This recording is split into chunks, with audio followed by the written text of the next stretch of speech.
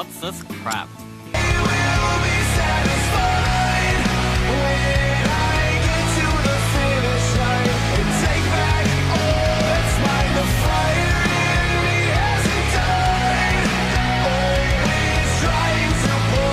You've heard my list on anime villains. Now let's talk about movie villains. Movie villains are just the epitome of so much fun. But what kind of villains can I add? Should I add horror movies? Nah, I'm not going to add very many horror movies. I am going to add some movies with horror elements and villains with those kind of elements. But yeah, let's do it. Let's start talking about it. Let's do my top 10 favorite movie villains of all time. Let's go! What are you looking at, butthead? Number 10 starts off in the 80s with Biff from Back to the Future.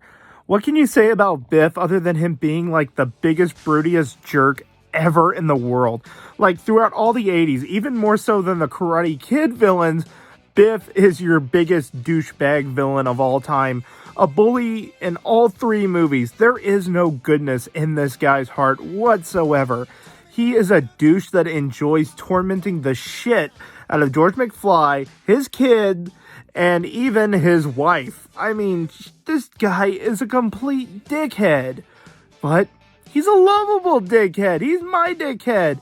He's enjoyable right when he does it. And he's so stupid that it's just freaking hilarious. Butthead and Make Like a Tree and Get Out. Oh my god. I love Biff to pieces. Join me. Montauk, the Magnificent! Number 9 is a very different type of villain. Montauk the Magnificent. Honestly, the only reason he is on this list is he is portrayed by the great and freaking awesome Crispin freaking Glover. And that's pretty much enough to get a pass as the over-the-top villain that he is. In fact, Crispin's character is not the one running the show in this movie. In fact, Montauk is more of a front or a defensive wall. An addict magician that tortures and brutally murders girls and gets away with it by the power of illusion is pretty damn awesome. He uses pufferfish, I can't remember exactly what they call it, toxins, to be able to hypnotize his audience and use them to his advantage. He is a great diabolical villain, and Crispin's performance, it just bumps him up on this list. Let's move on to number 8. You fight well in the old style, but you've caused me enough trouble. Now you face the Shredder. Now we're going with the Shredder from the TMNT 1990 film. I love the Shredder to pieces. He's not over the top or anything like that, but his design looks fantastic. In fact, his design alone is what makes this movie and this version of Shredder probably my favorite. I just love the badass portrayal of him, and the actor that is playing Shredder just does such a great job. I like that they don't make him super tall, they make him just an average built man, but when he is in the costume, he just looks amazing. He's able to beat the turtles down, he runs the Foot Clan, he's just freaking great. I don't think there is a fault with the Shredder, even though some of his motivation is off and some of his dialogue, like punishing turtles, can be a little stupid at times, but honestly, he really gets into the role and he's really enjoyable. Worthy is the number 8 on my list. Let's move on to number 7. You know, ever since our mother brought Logan home from the hospital, I knew he was a fucking coward. Going to over-the-top villainy, the freaking Drake from Hobo with a Shotgun. This is what would happen if, well, let's just say Donald Trump took heroin and became completely obsessed with running the country in his image. Now, I don't have anything against Trump or Biden or anything like that, if anyone wants to know. I hate them both equally, so yeah. This is just a great, over-the-top, campy as hell villain. I mean, the actor portraying him just nails this role. He runs this town, it's his own personal game, and he just, I don't know what it is.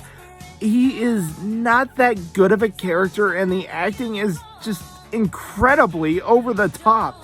It is hammy as fuck, but honestly, he steals the show from underneath the great and awesome Rutger Hauer, and that takes some freaking talent right here.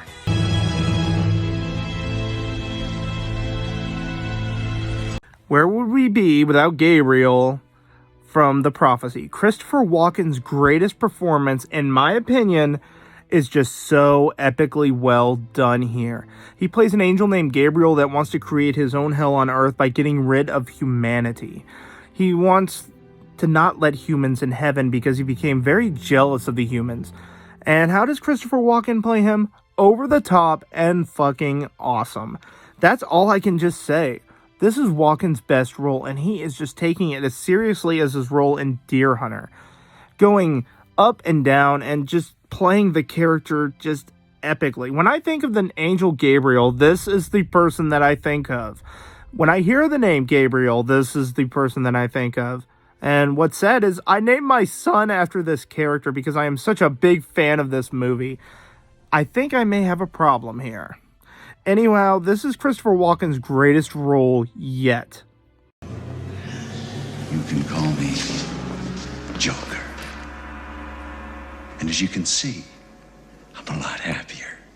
Now that we went to Walken's greatest role, let's talk about the Joker from Batman. Which one's my favorite? Obviously, the 1989 Joker.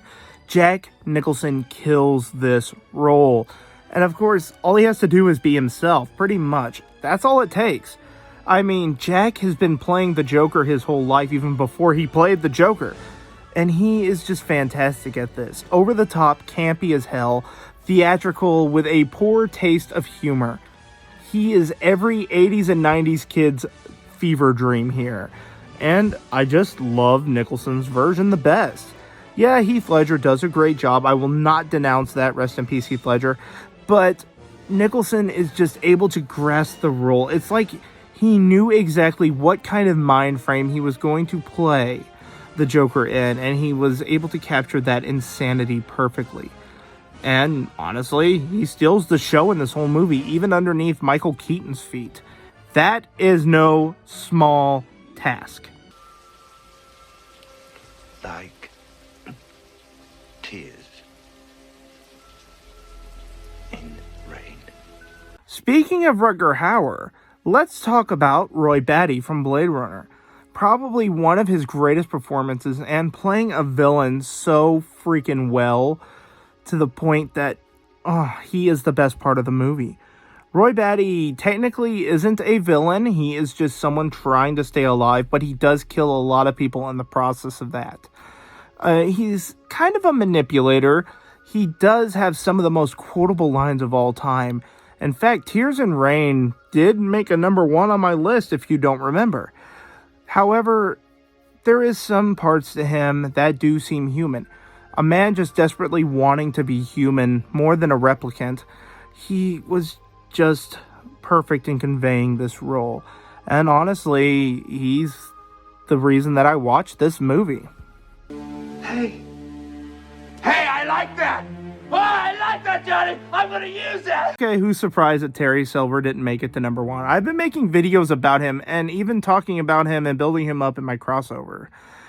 So, there are 2 more people that outweigh Terry Silver's manipulation. But I'm not going to talk about Terry Silver. In fact, I'm going to go back to one of my older videos and let Ken Cole explain it using some of this great stock footage here. The Karate Kid universe, Terry Silver is the Emperor Palpatine. He is younger than Kreese, it seems like, but over time, he's really been an enabler. He's very rich. He has everything about him is just like pumped up, a villain on steroids. You know, he has so many resources. He's so evil, but not only evil, he enjoys being evil, but in a petty way, you know? So there's nothing too small for Terry Silver, which makes him so much fun. Like if he can just get you in a very tiny way, just like with a little insult, he's happy. Like he just enjoys that. He loves power and control, and he enjoys making his enemies suffer. He loves direct physical pain, and he can deal that out. He's a karate master, but he loves making other people instruments of his pain. He's a master manipulator, but he has so many great qualities. from public speaking to charm to money to business skills. It's really, I think, an amazing character in the history of motion pictures, and I don't say that lightly. You just don't see characters that are just so stuffed with qualities and potential. They called me Mr. Glass. Going onward to number 2 is Mr. Glass from Unbreakable. And like I said, this is Samuel L. Jackson's greatest performance in my opinion.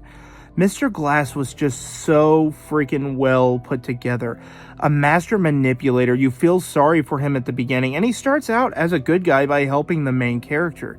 But when the twist happens that he was the one that caused the accidents, including the train accident David Dunn was on, and also the accident that Kevin Wendell Crumb's father was on from Split, he unintentionally created 2 characters, one a villain and one a good guy, including himself. He is known as the mastermind. He is a master manipulator, and honestly, I think he's even a better manipulator than Terry Silver from The Karate Kid Part 3. He has everything under his thumb. He knows how to step over bounds, and he knows how to get people to do exactly what he wants. He was a young boy that was born with weak bones, a bone disorder, and he wasn't able to get out and do much in the world. So he kind of became obsessed with the comic book world, and that poisoned his mind. He was bullied a lot. They called him Mr. Glass, and, well, he became what he is today. Within 3 movies, you get to see the effects of Mr. Glass. The first one, you see it directly, but it's placed in front of us. The second one, he is only mentioned, but you know what he was behind, causing the train accident that turned Kevin Wendell Crumb from Split into the Beast. And then finally the Glass when it's all revealed, and unfortunately he's killed, but he still wins in the very end. I'm afraid the deflector shield will be quite operational when your friends arrive. Now finally, you all knew number 1 has got to be the Emperor from Star Wars, Senator Palpatine himself. And you've got to love this guy. He's so over the top and villainous, but that's not the whole reason. He started out as a master manipulator too, working within the Senate and trying to take control and exterminate every single Jedi, even killing his own master in bed. It's pretty friggin' fantastic. He created Darth Vader. That's even more than what Mr. Glass could do from Unbreakable. Then he also created Kylo Ren later on.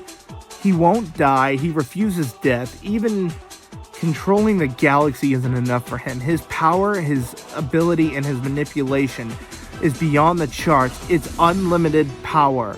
And I've got to say, for living so long and doing so much, he is worthy of being number 1 on the villain list. And that is my top 10 favorite movie villains. Did you guys enjoy this one? Who are your favorite movie villains of all time? Did some of mine show up on your list? Let me know in the comments. Always remember, I'm listening.